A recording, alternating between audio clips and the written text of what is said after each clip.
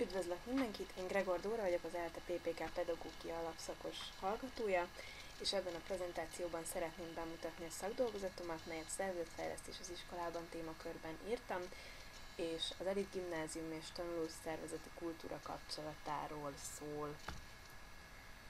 Először szeretnék beszélni arról, hogy miért ezt a témát választottam. Elsősorban a személyes érdeklődésem motivált, hiszen alapvetően érdeklődöm a szervezetfejlesztés, illetve a szervezetek működése iránt.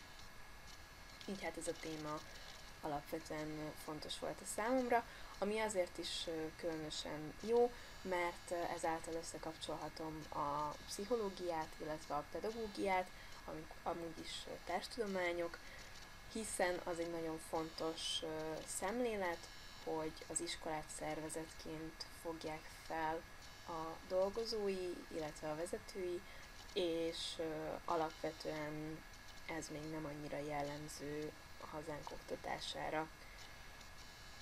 Az is nagyban motivált engem ennek a dolgozatnak a megírásában, illetve a téma választásában, hogy mindez újdonságot jelent számomra, hiszen az alapszakos képzés során nem igen tanultam arról, hogy mi is az a szervezetfejlesztés, és arról is csak nagyon keveset, hogy hogyan kell értelmezni egy iskolát szervezetként.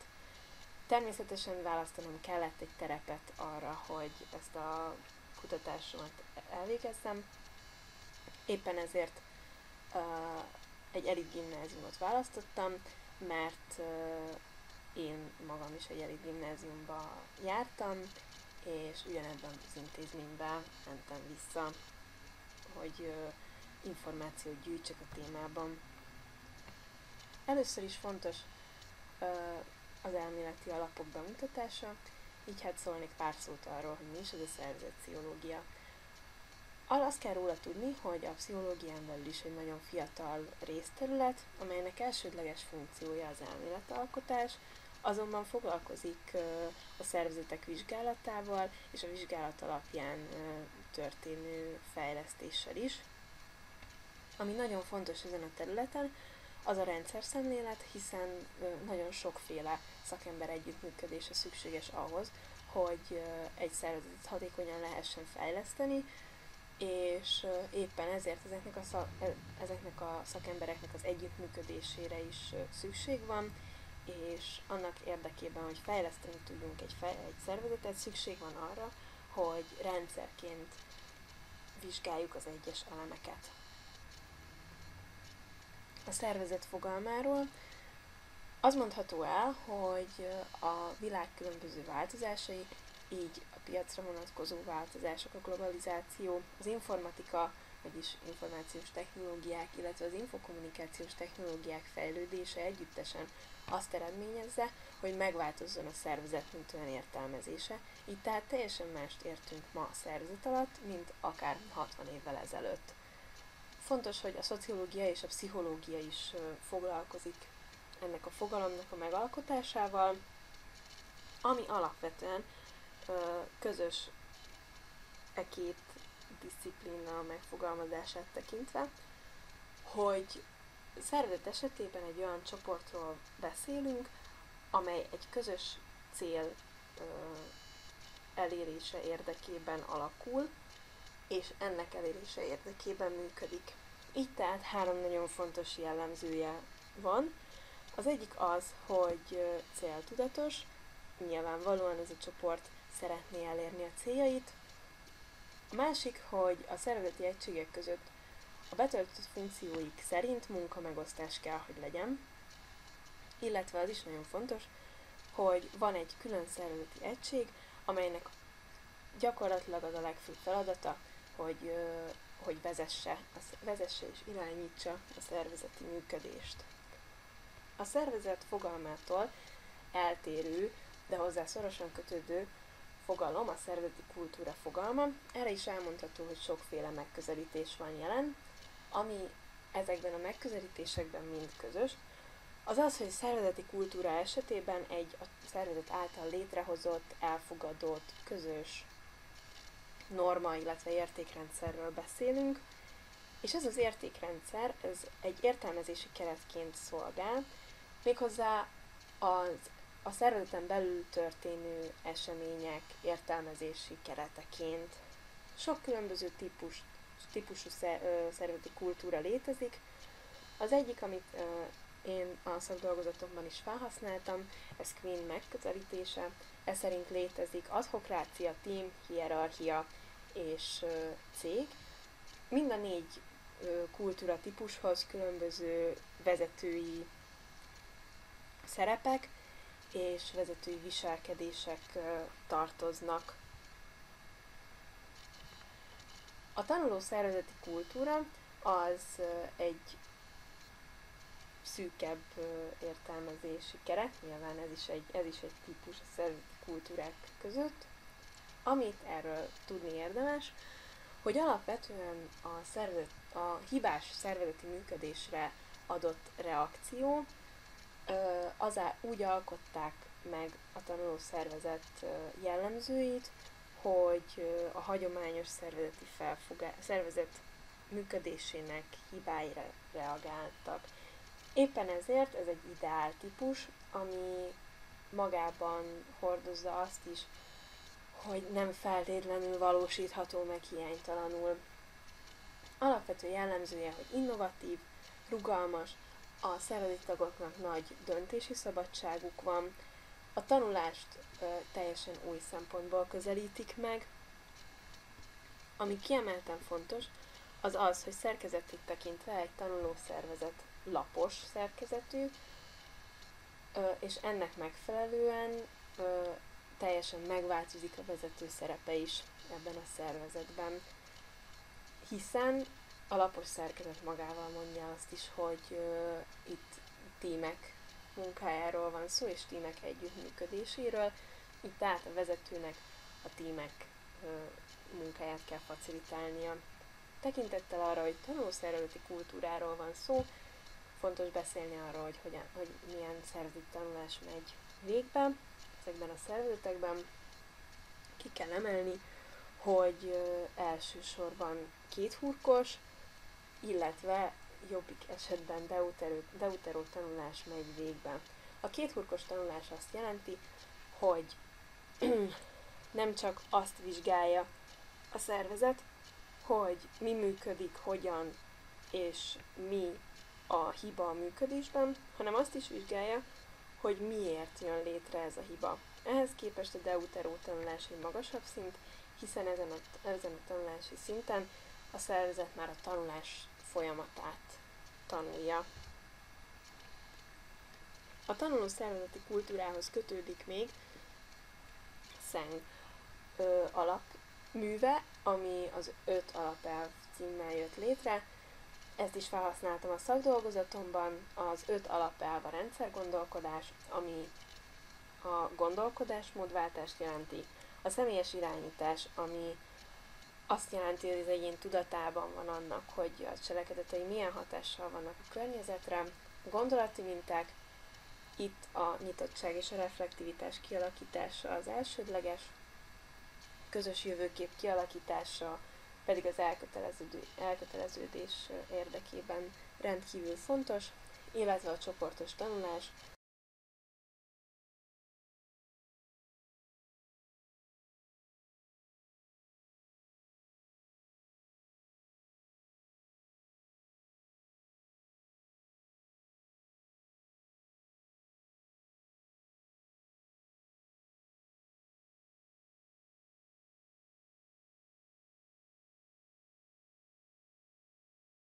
aminél nagyon fontos, hogy túlmutat a személyes célokon, és alapvetően a szervezet céljai lesznek elsődlegesek. Az iskola mint szervezet, ez egy rendkívül érdekes kérdéskör, és ezt a felfogást egy idézettel szeretném szemléltetni. A közoktatási intézmények is szervezetek, hiszen több személy együttműködése, tevékenységének észszerű koordinációja zajlik kereteik között valamilyen közösen kinyilvánított szándék és cél megvalósítására, a tevékenységi körök megosztása és a felelősségi hierarchia alapján. Azért van szükség arra, hogy az iskolára szervezetként tekintsünk, mert az új pedagógiai módszerek, az új pedagógiai trendek nem valósulhatnak meg a jelenlegi oktatási rendszerben, ahol ahol nem szervezetként értelmezik az oktatási intézmény működését.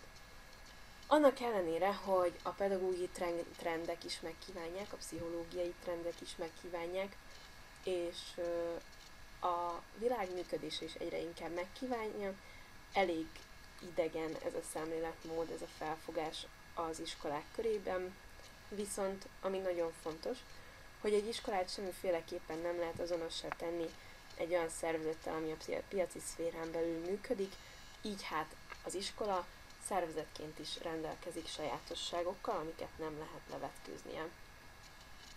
A szakdolgozatom az elmélet bemutatása mellett egy kutatásra épül. Ebben a kutatásban 3 hipotézist fogalmaztam meg, ezeket lehet olvasni ezen a szlájdon.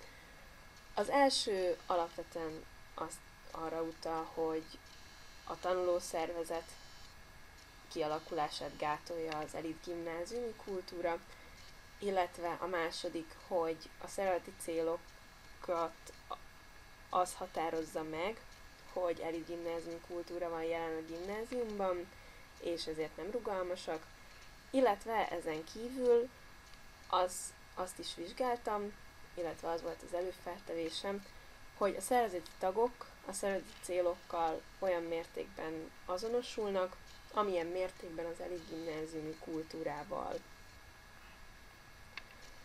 Ehhez, hogy ezeket a hipotéziseket alátámasztam, vagy megcáfoljam, sokféle eszközt alkalmaztam, az egyik a dokumentumelemzés, megfigyelés, kérdőív és interjú. A vizsgálati szempontjaimat a szakirodalom alapján hoztam létre, nevezetesen Sárfőző kutatásának az egyik szempontrendszerét vettem át, illetve egészítettem ki sajátokkal. Ami a megfigyelés eredményeire vonatkozik, egy tantestületi ülésen vehettem részt, és itt a szempontjaim alapvetően arra irányultak, hogy mik a tanulószervezet jellemzői, és mik azok a tényezők, amik a tanulószervezet kialakulását gátolják. Ami elsőre is nagyon izgalmas, illetve érdekes volt számomra, hogy egy rendkívül frontális berendezésű volt az egész tantestületi ülés, annak ellenére, hogy egyébként a tér lehetővé tette volna a team munkát. Ettől eltekintve a szempontjaim alapján azt mondható, hogy mégis tanulószervezeti jellemzőket hordozott magán a tantestület, és gátló tényezők alapvetően nem jelentek meg. A dokumentumelemzés esetében a pedagógiai programot, a szervezeti működési szabályzatot és a házi rendet elemeztem. Itt elsősorban az elit gimnáziumi jellemzőkre vonatkoztak a szempontjaim, és ebben az esetben azt mondhatom, az volt az eredmény, hogy egy hurkos tanulás jellemzi az intézményt, ami egyel alacsonyabb szint, mint a 2 hurkos tanulás, és ahogy korábban említettem, a 2 hurkos tanulás jellemző legalább a tanuló szervezetre, illetve az ellenőrzés túlzott mértéke is megjelent, azonban pusztán a dokumentumok elemzéséből nem derül ki egyértelműen, hogy valóban túlzott mértékű ez az ellenőrzés, ami nagy gátló tényezője lenne a tanulószervezet kialakulásának. A kérdőívemet tekintve azt lehet elmondani, hogy 24 elemes kérdőív volt, zárt kérdéseket tettem fel, és gyakorlatilag minden szervezeti tagnak kiküldtem. Ez egy online kérdőív volt, így tehát számítottam arra, hogy viszonylag alacsony lesz a kitöltöttségi arány, azonban arra nem, hogy 90 személyből mindössze 27-en töltik majd ki. Sajnálatos módon ez nem volt elegendő ahhoz, hogy messze menő következtetéseket vonjak le a hipotéziseimre vonatkozóan, hiszen gyakorlatilag csak az egyharmadat, kevesebb, mint az egyharmadat töltötte ki a szervezeti tagoknak ezt a kérdőívet, és ezért nem lehet ebből az egész szervezetre érvényes megállapításokat tenni. Ahogy korábban említettem, az interjúztatás módszerével is éltem. Ez egy struktúrált 19 kérdéses interjú. Terveztem fókuszcsoportosan és a vezetővel elkészíteni. A fókuszcsoportos interjú viszont sajnos nem valósult meg szervezési nehézségek miatt. Azonban a vezetői interjúból rendkívül sok információt nyerhettem, és ebből az derül ki, hogy az intézmény működése összhangban van a pedagógiai programban leírt működéssel, ami rendkívül pozitív, és alapvetően egy nagyon pozitív képet festett számomra az iskola szervezeti működéséről, és tulajdonképpen nem mondható el az, hogy különösebb gátja volna annak, hogy tanulószervezetté váljon ez az intézmény. Összességében az mondható el, hogy azáltal, hogy ez egy elit gimnázium, alapvetően megjelenik az igény a fejlődésre, hiszen az intézmény meg szeretné tartani ezt a pozícióját, és felismerte azt, hogy ez csak és kizárólag úgy lehetséges, hogyha állandó fejlődésben van. Az említett 3 hipotézisemből 2 beigazolódott, hiszen az mondható el, hogy az elit gimnáziumi kultúra egyáltalán nem gátolja az, hogy tanulószervezeti kultúra jöjjön létre, így tehát ez a hipotézisem megcáfolódott. Azonban van összefüggés a között, hogy a szervezeti tagok mennyire azonosulnak a szervezeti célokkal, és a között, hogy mennyire azonosulnak az elit gimnáziumi kultúrával. Ezen kívül az is beigazolódott, hogy a szervezeti célokat az elit gimnáziumi kultúra határozza meg, és nem módosulnak rugalmasan. Azonban az értelmezésnél nagyon fontos az adatok érvényességére is figyelmet fordítani, hiszen azáltal, hogy a szervezeti tagok nagy része nem válaszolt a kérdőívemre, nem töltötte ki azt, nem lehet az egész szervezetre egyértelmű következtetéseket levonni. Ilyen például az, hogy mennyire függ össze a szervezeti célokkal, illetve az elit gimnáziumi kultúrával való azonosulás mértéke. Nem derül ki egyértelműen, hiszen ehhez szükség lett volna a szervezeti tagok válaszaira. A folytatásra való tekintettel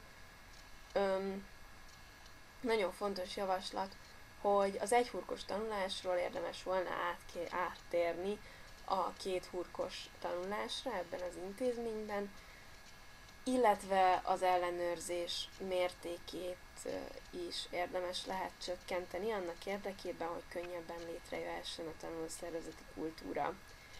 Ennek értelmében szükség lenne további megfigyelésekre, adott esetben résztvevő megfigyelésre, a fókuszcsoportos interjú, ami sajnos elmaradt, az elengedhetetlen volna, illetve a kérdőív kitöltöttségét is érdemes volna növelni ahhoz, hogy további javaslatokat lehessen megfogalmazni, és értelemszerűen az is sokat segíthetne ebben, hogyha részt lehetne venni az iskola mindennapjaiban, és úgy megismerni a szervezet működését és a szervezeti tagokat is. És itt látható a szakdolgozatom bibliográfiája, és köszönöm szépen a figyelmet!